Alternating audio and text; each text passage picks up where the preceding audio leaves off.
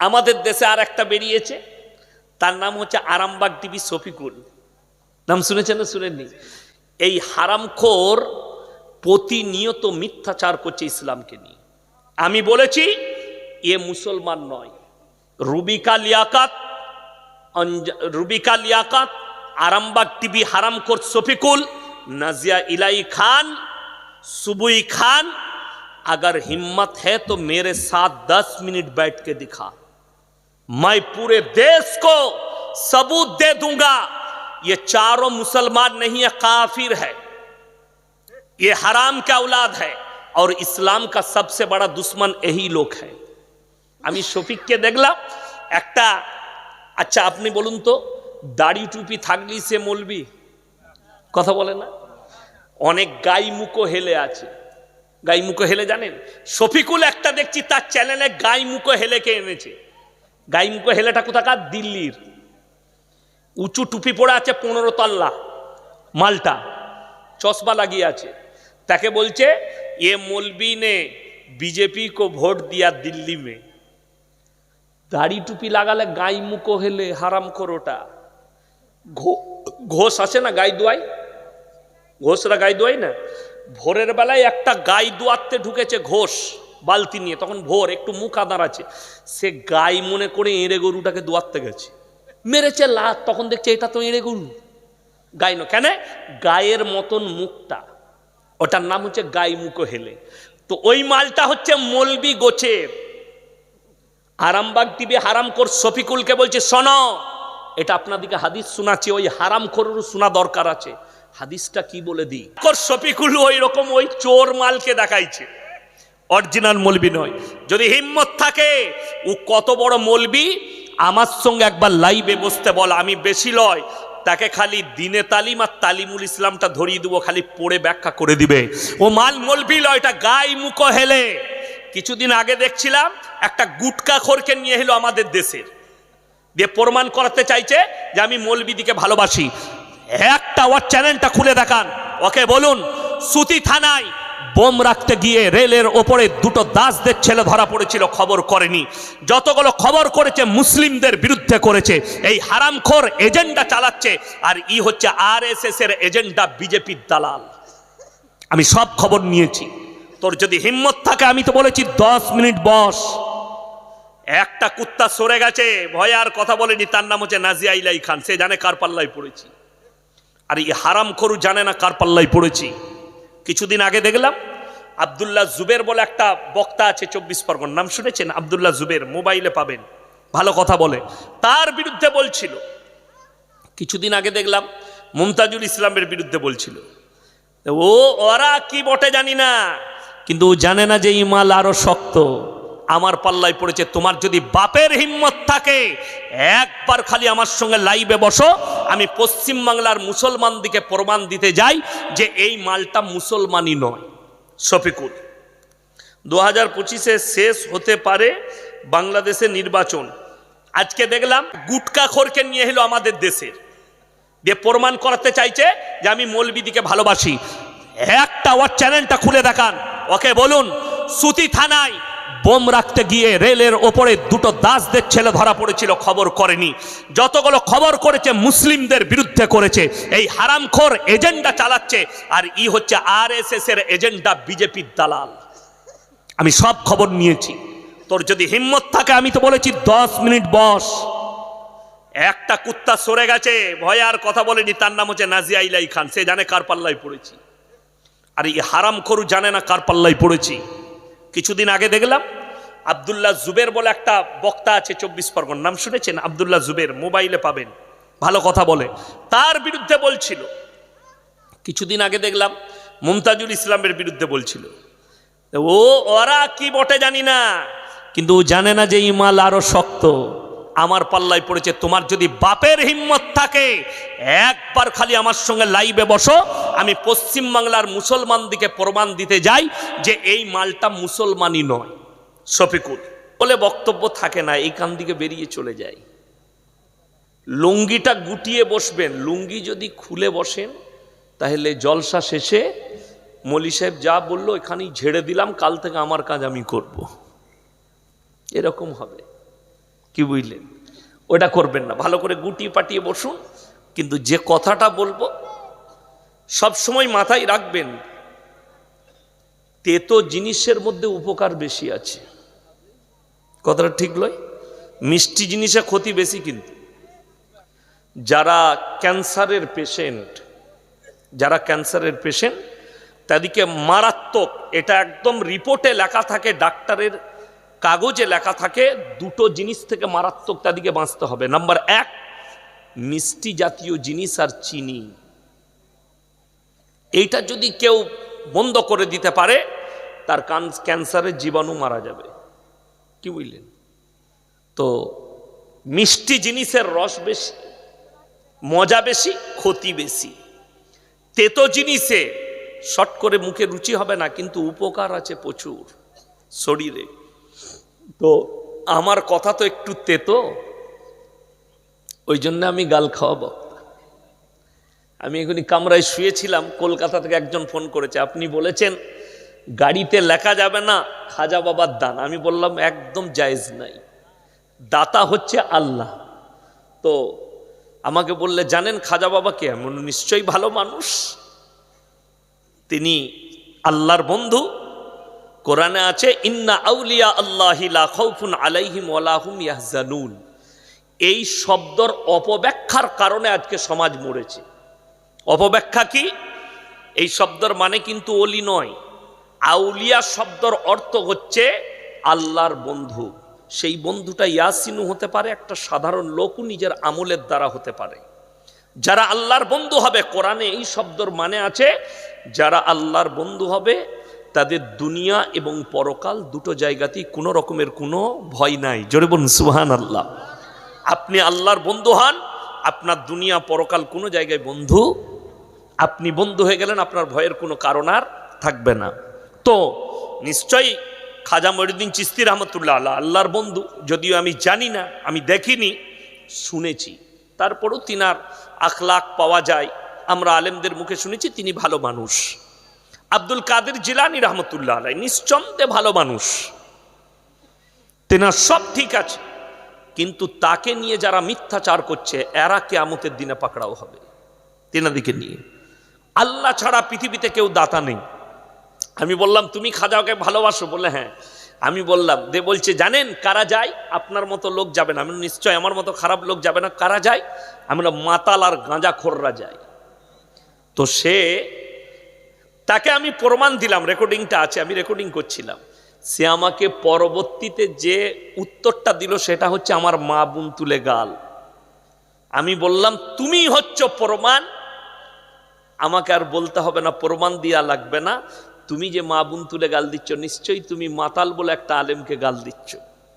তুমি কেমন ভক্ত যে তুমি মদ খাও, তুমি গাঁজা খাও, তোমার ভাষা বলছে। আর বুখারী শরীফের হাদিসে আছে যারা গালিগোলজ করে, অশ্লীল ভাষা ব্যবহার করে, এটা মুনাফিকদের মারাত্মক আলামত। নাম্বার 1। নাম্বার 2, আমানতের খেয়ানত করবে। কেউ আমানত দিলে সেটার খেয়ানত। যারা যুবক আছেন, বন্ধু বান্ধব আছে, আপনারা আছেন, বিশেষ করে মা বোনেরা আছেন, এই মা বোনরা আমানতের খেয়ানত বেশি করে। আমানতের খেয়ানত কি?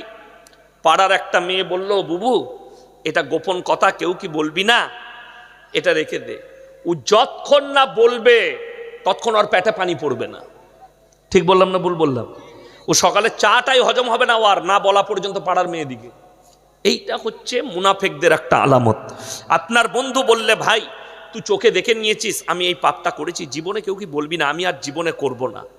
আপনি হচ্ছেন ওই মুমিন যদি আপনি এটাকে গোপন করতে পারেন। হাদিসে আছে, রসুল বলেছেন কেউ যদি কারোর একটা পাপকে গোপন করে, আল্লাহ তার বড় বড় 10টা গুনাহকে কিয়ামতের দিনে গোপন করবেন। জোরে বলুন সুবহানাল্লাহ। আমরা গোপন করতে জানি না, আমরা প্রকাশ করতে জানি। কেউ কারো পাপকে প্রকাশ করবেন না। চলুন,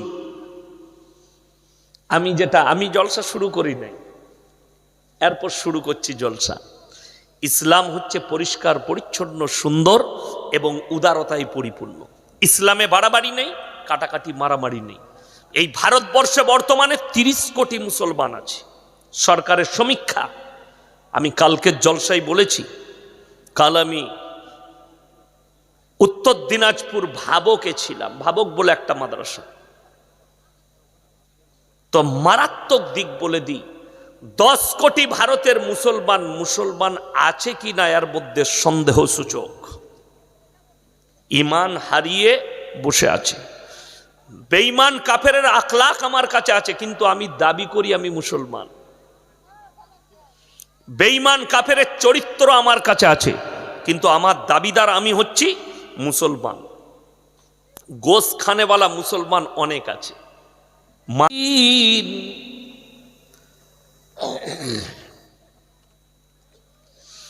إياك نعبد وإياك نستعين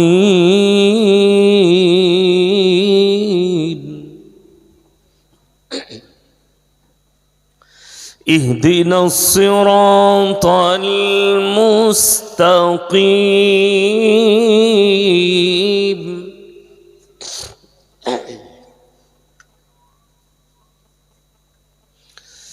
صراط الذين أنعمت عليهم غير المغضوب عليهم ولا الضالين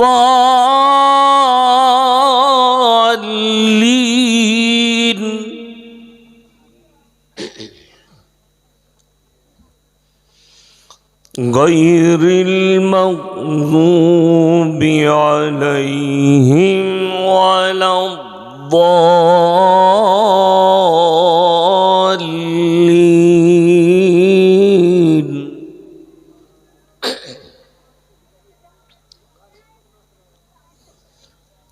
لا إله إلا الله الله أكبر ولله الحمد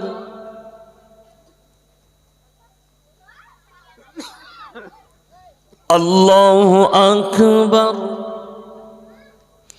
لا إله إلا الله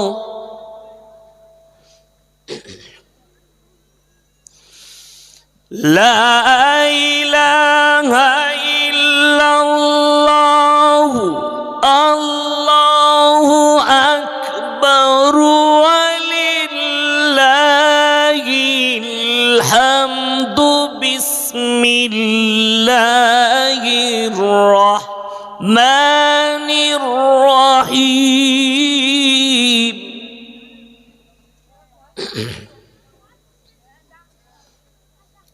ألف لام ميم بسم الله الرحمن الرحيم ألف لام ميم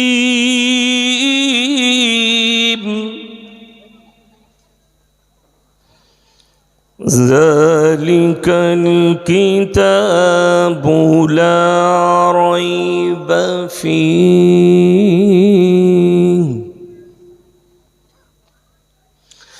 ذلك الكتاب لا ريب فيه هدى للمتقين الذين يؤمنون بالغيب ويقيمون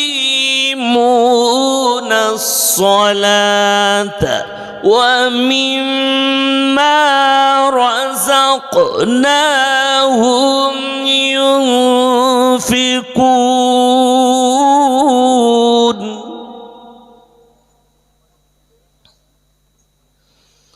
والذين يؤمنون بما أنزل إليك وما أنزل من قبلك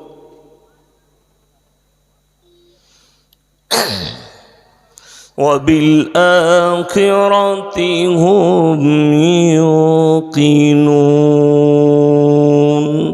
صدق الله العظيم الحمد لله رب العالمين والصلاة والسلام على رسوله الكريم أما بعد فأعوذ بالله من الشيطان الرجيم بسم الله الرحمن الرحيم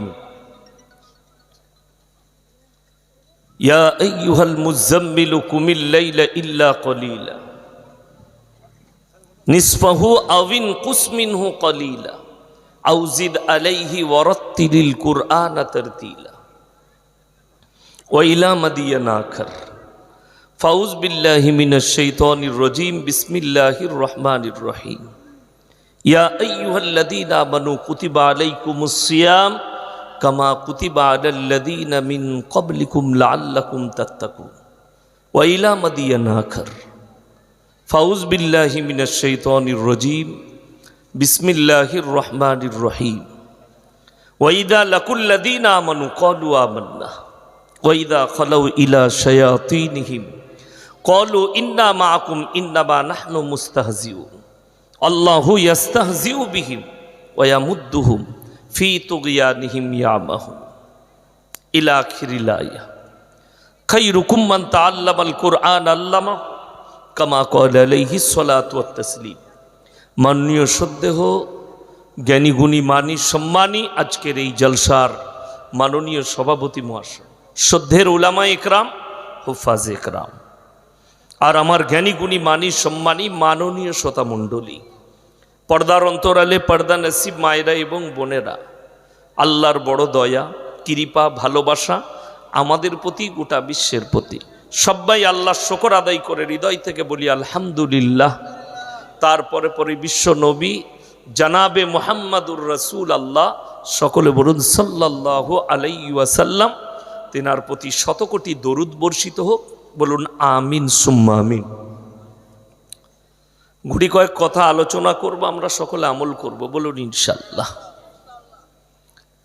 আপনাদের মনে মনে হবে কমিটির লোকের এখন দুটো জায়গায় ভিড় বেশি হয়, দুটো জায়গায়। যদি এই গ্রামের কোনো একটা গানের অনুষ্ঠান হতো তাহলে আসরের পর থেকে আর জায়গা থাকতো না, যদি কোনো আর্টিস্ট আসতো ড্যান্স করতে, নাচ করতে, গান করতে। দ্বিতীয় নম্বর, জলসায় যদি খানার ব্যবস্থা না থাকে লোক যায় না, ঠিক বললাম না? আজকের এই জলসা কমিটি যদি একটু গোশ ভাতের ব্যবস্থা করতো তাহলে এই গ্রামে আর জায়গা হতো না, খাবার লোক গাদা, ঠিক বললাম না? যাই হোক, আপনারা যারাই বসেছেন, আমার আগের বক্তা সুন্দর আলোচনা করলো, আমি আপনাদের কাছে অল্প সময় নেব। শীতের রাত্রি যতটুকু আলোচনা করব এই কান দিয়ে নয়, দিলের কান দিয়ে শুনবেন। আমরা এই কান দিয়ে শুনিব।